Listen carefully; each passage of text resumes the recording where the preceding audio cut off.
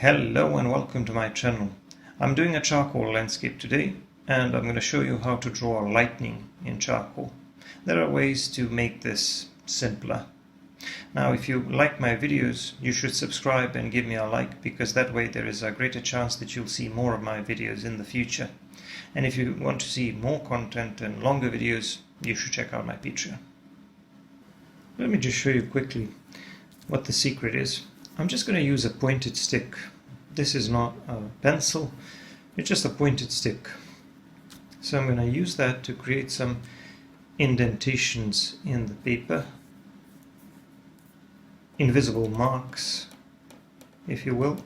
And when I work on top of them with charcoal, white lines will appear. So I'm trying to imitate the shape of a lightning by wiggling my hand to create that shape, and I'm just going to throw some charcoal powder on top of that, blend that a little bit, and there's our lightning. Let's just get rid of that, do a little bit more blending, and there it is.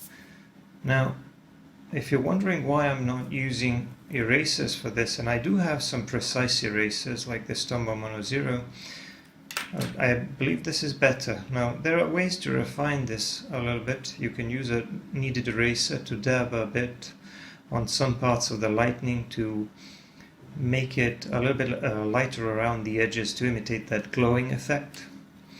But the reason why I'm not using a pencil eraser like the Stormy Mono 0 is if you have a look at this, you can see that I'm not getting very nice edges, especially when I'm trying to create this shape of a broken line. When I'm trying to wiggle my hand like that, I'm getting very blurry edges, a very blurry shape.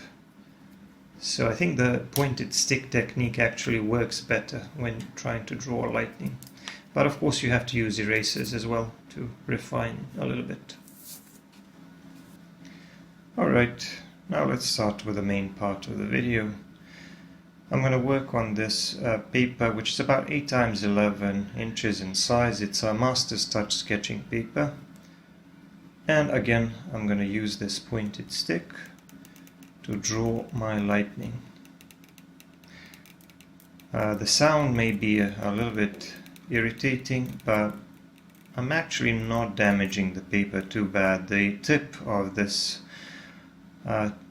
stick has been sanded, so it's not too sharp.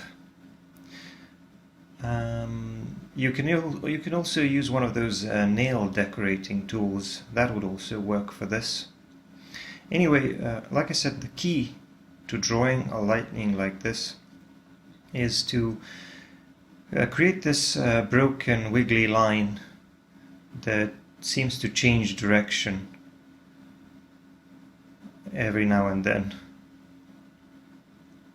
because that's the way the lightning looks. And I also want to have it branching out at a few places.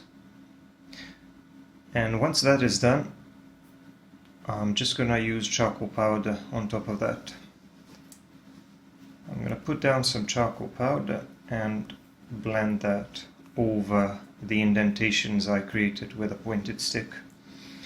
You can buy charcoal powder or you can create it yourself. I just make mine by sharpening my charcoal pencils. So now I'm blending, and as you can see, the white lines are starting to show and they look pretty nice. It can also happen that you push in a bit of charcoal into those indentations, but when you use a flat surface or your finger, it usually doesn't happen. Sometimes brushes and tortillons can do that, so you need to be careful. You can always try to clean it up a little bit with a kneaded eraser. I would prefer to do it with a kneaded eraser rather than some other type of eraser. I'm adding a little bit more charcoal here, by the way. I want to make the background both darker and smoother, in the sense that there is less variation in value. This is going to be mostly a plain cloudy night sky.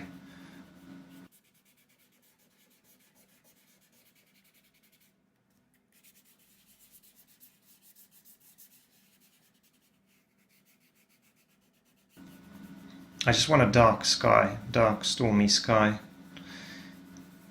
and I just want it to be a little bit lighter at the bottom.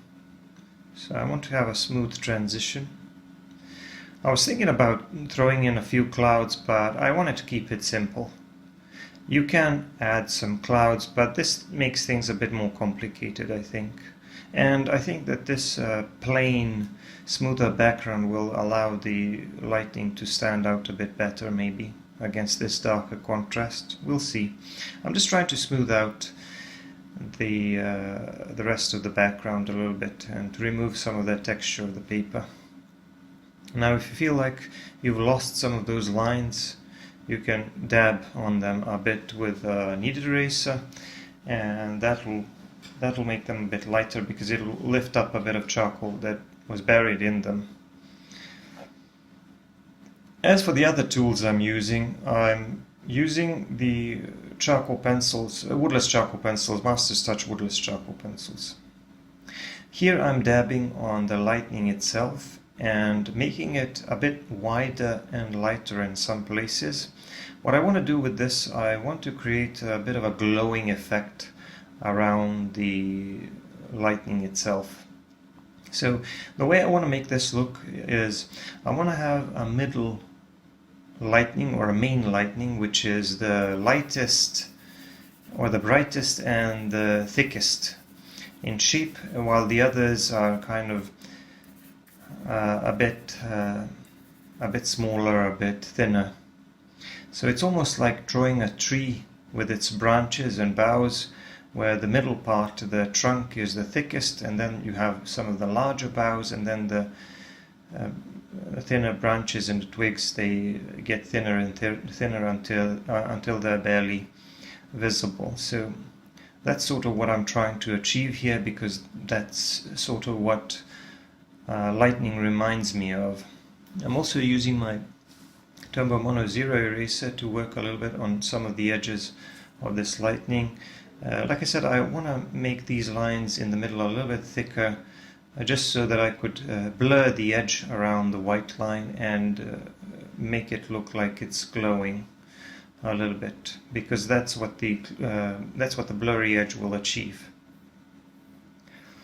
At the bottom I will add some more value to draw some terrain, to draw some trees and hills,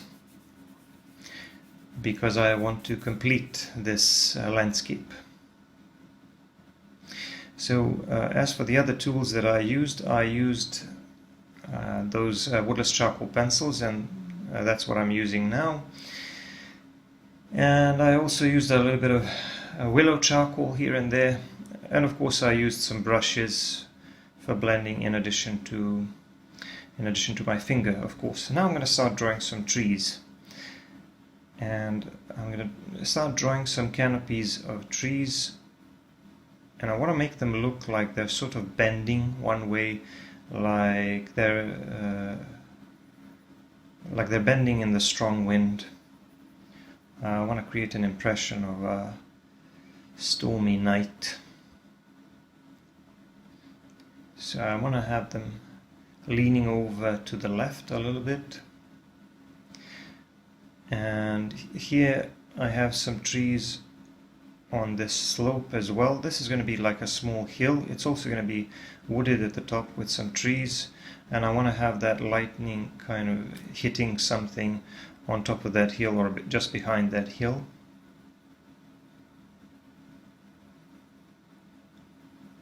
So I'm drawing some more trees here. Of course, this part of the drawing process is just me wanting to complete the rest of this scene, but I'm pretty much done with the lightning. I've already showed you what I want to do, what was the main purpose of this video. But I'm just going to do a little bit of work here in this lower part of the scene. So I made my horizon about 1/3 of the height of the paper, or maybe even a little bit less. I wanted the lightning to take up about 2/3 of the paper, because I wanted to show as much of it as possible. And now I'm drawing a small winding path here, maybe leading from the top of that hill all the way to the foreground area. So I want to have it wind like this, and I'm going to have it end here in the foreground, very close to our viewpoint. And I'm doing that with a Tombow Mono 0 eraser. And now I'm just going to draw a lot of trees on both sides of that path. The thing is that I don't really need to do too much to these canopies of the trees and these bushes. I'm just making those short marks to try to imitate foliage. I'm just trying to draw something that kind of looks like foliage. And of course I dab on it a little bit with my finger and my brush just to remove the texture a bit. I want it to be a bit softer because it's a night scene and not much detail will be visible. I did take away a bit of value off the top of some of these canopies just to create some suggestion of details. I don't want to make it look like a black dark mess. I want to break it into some smaller shapes or suggestions of smaller shapes like bushes, trees and things like that. And here I moved on to the right side of the scene, or the bottom right part of the scene, and I'm going to draw some more trees and bushes there. I want to have some bushes here around the other side of the road, and then some of them at the top of the hill. And of course I'm paying attention to the perspective because the ones that are closer to us are a little bit larger, and the ones which are further away and on the top of the hill are getting smaller and smaller because they're further in the distance. Doing a bit more softening. I want this lower part of the scene to be a bit darker because of all the shadows and the trees.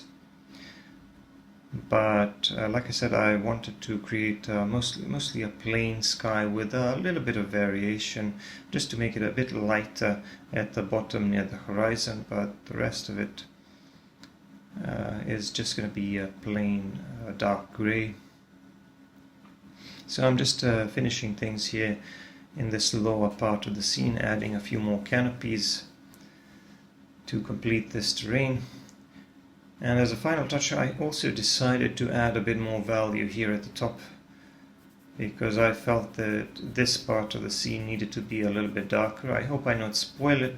I don't spoil it at this point, but I need to be careful not to make the top part of the lightning darker. I'm just going to push it in and drag it down to make it a bit darker.